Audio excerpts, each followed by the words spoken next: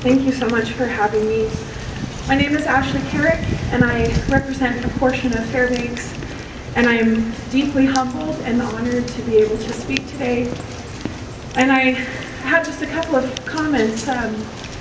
One is just how terrifying and overwhelming this topic is for so many of us, myself included.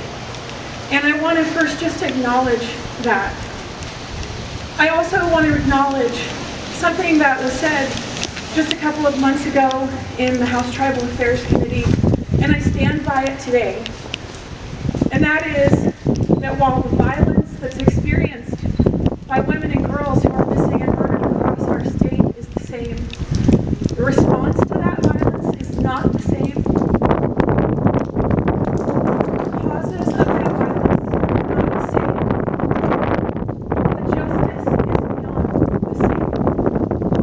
And it is so critically important as we have these conversations, as we have this legislation that comes before each of us, that we acknowledge that.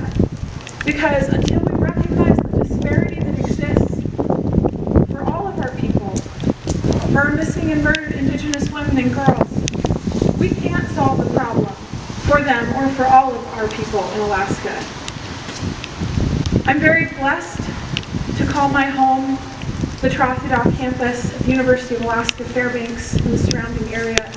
I'm very blessed to work, live, and play on the traditions, on the history, and on the beauty of that land and the people there. I'm very blessed to live and work here in Juneau during the legislative session and to try and recognize and acknowledge that same history, culture, and heritage that exists all across our state. In order to truly and deeply respect and honor that culture and that heritage, we also must, each of us, recognize these disparities and do something about it.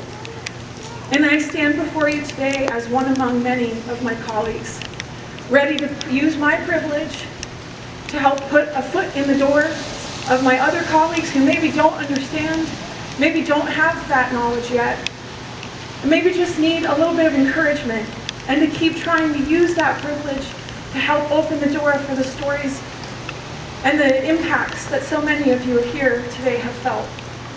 Again, I just want to thank everybody so much for coming out year after year, and I just hope so deeply that one year we will not have to stand here and continue to have this conversation. Thank you so much.